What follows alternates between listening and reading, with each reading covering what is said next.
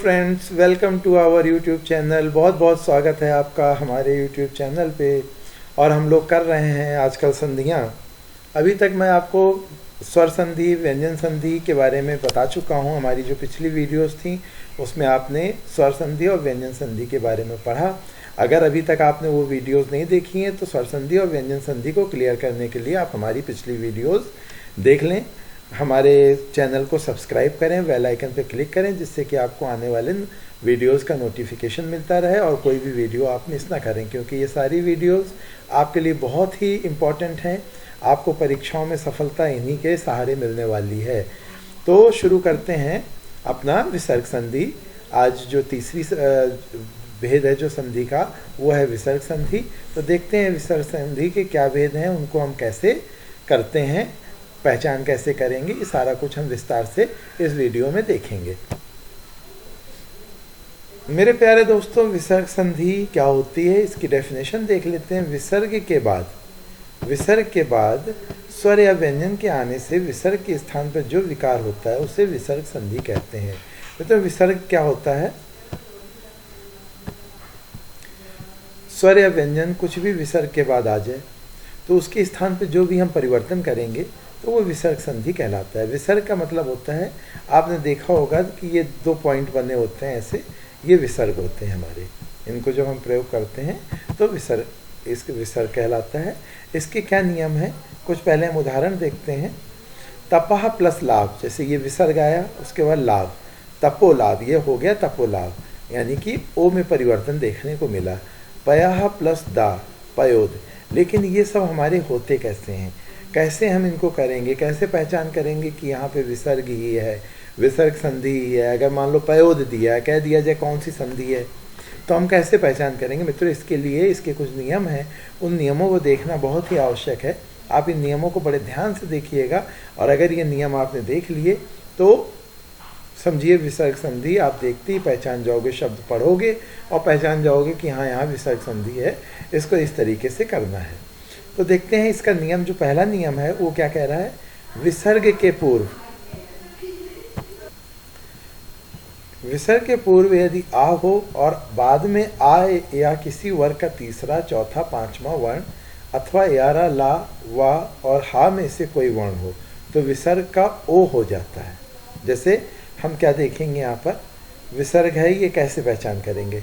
विसर्ग आया, अब विसर्ग के पश्चात आ हो और बाद में आ या किसी वर्ग का तीसरा, चौथा आ हो और उसके बाद कोई भी हो, तीसरा, चौथा, यारा, ला, वा, हा में से कुछ हो, तो क्या हो जाता है? ये ओ में परिवर्तित हो जाता है।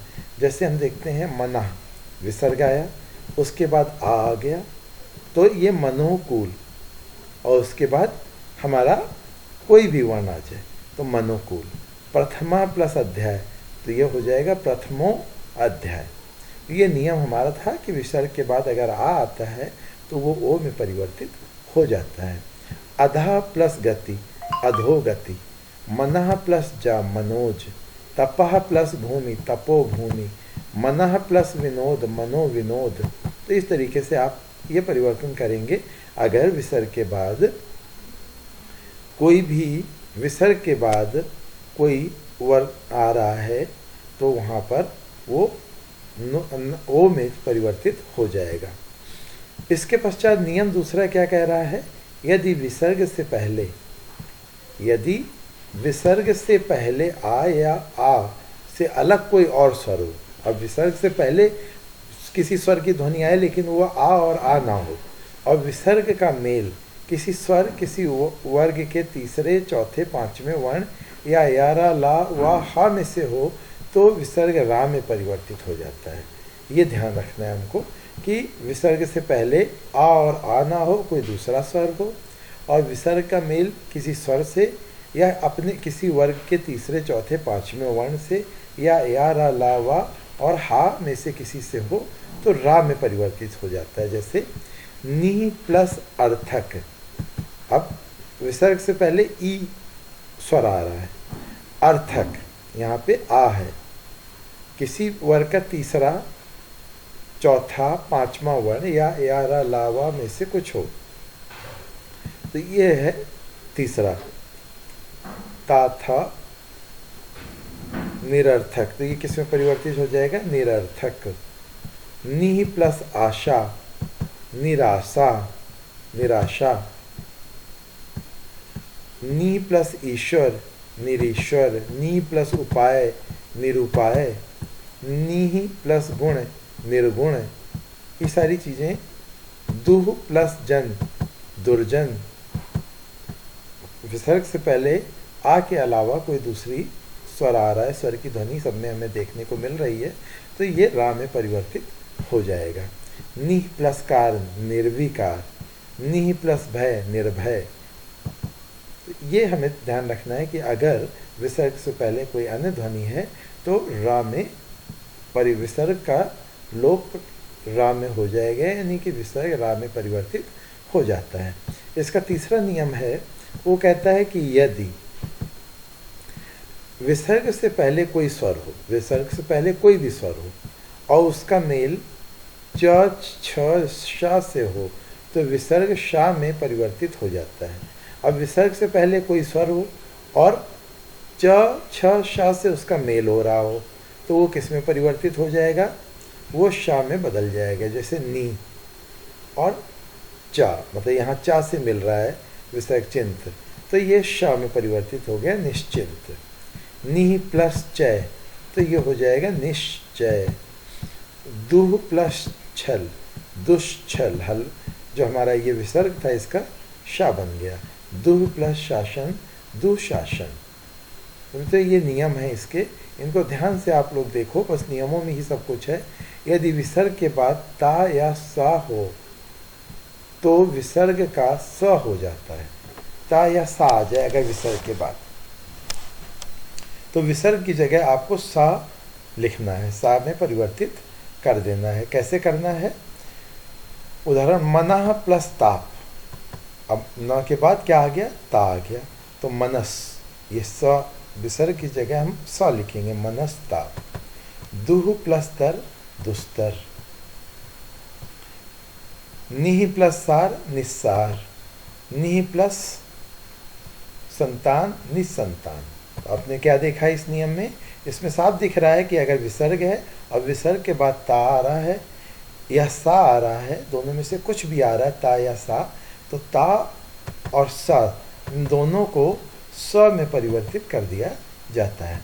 अगला नियम इसका है, वो कह रहा है यदि विसर्ग से पूर्व ई या उ हो और विसर्ग के बाद क ख ट ठ पा फा में से कोई वर्ण हो तो विसर्ग का श हो जाता है, खटकोण वाला श हो जाता है। कैसे? नी प्लस कृति।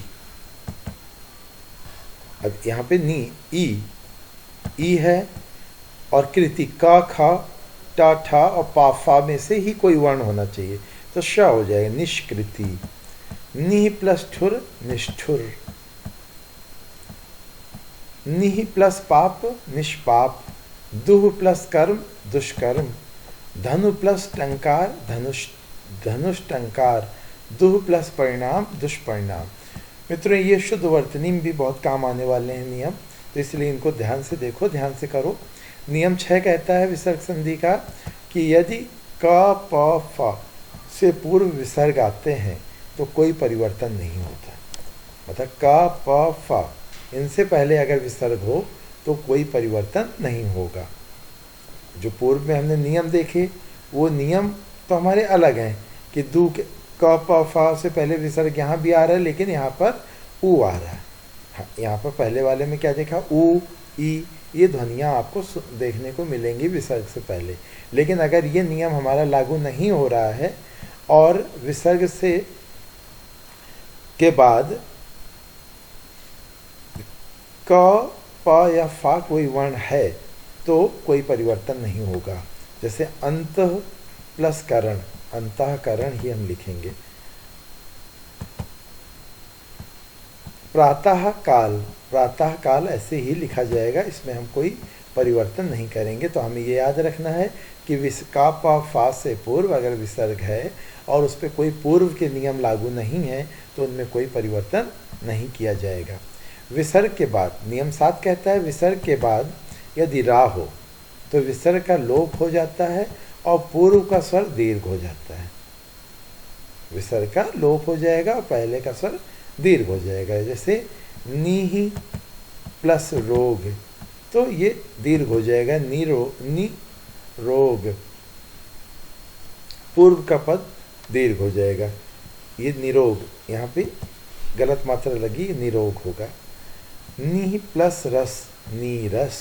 तो इस तरीके से ये परिवर्तन हो जाएगा। नियम 8वां कहता है यदि आ के बाद विसर्ग हो और उसके बाद आ से भिन्न कोई स्वर हो तो विसर्ग का लोप हो जाता है और पास आए हुए स्वरों में संधि नहीं होती। अर्थात आ है और उसके बाद विसर्ग है और फिर आ से परे कोई दूसरा स्वर हो, कोई अन्य स्वर आ रहा है, तो फिर उनमें कोई आपस में परिवर्तन नहीं होगा। वो विसर्ग तो चल का लोप हो जाएगा लेकिन वर्ड्स ऐसे ही रहेंगे। यशः, जैसे उदाहरण देखते हैं, यशः प्लस स्वी, तो हलंत चला गया, जो हमारा विसर्ग था वो चला गया, यशस्वी। मनः प्लस स्वी, मनस्वी। इस तरीके से हम विसर्ग का लोप कर देते हैं और दोनों शब्दों को पास पास लिख देते हैं। इसके अलावा कोई विकार इसमें नहीं होता है। तो मित्रों, ये हमारे कुछ नियम थे विसर्ग संधि के। इसके अलावा कोई और नियम नहीं है। अगर आपने हमारे चैनल को अभी तक सब्सक्राइब नहीं किया है तो चैनल को सब्सक्राइब कर लें, बेल आइकन पर क्लिक करें, लोगों को फॉरवर्ड करें। और ये संधि का चैप्टर आज यहीं पर समाप्त हो रहा है। पिछली वीडियोज़ में स्वर संधि, व्यंजन संधि और इस वीडियो में विसर्ग संधि के बारे में मैंने विस्तार से उसके नियमों के बारे में चर्चा की है। इन नियमों को समझने में आपको कोई कठिनाई हुई है या हो रही है तो आप कमेंट कर सकते हैं, आपको वो समझाया जाएगा अलग से, या रिवाइज वीडियो करके किसी भी तरीके से आपको डाउट्स क्लियर किए जाएंगे। तो देखते रहिए और मिलते हैं हम अपने अगले वीडियो में। तब तक के लिए नमस्कार।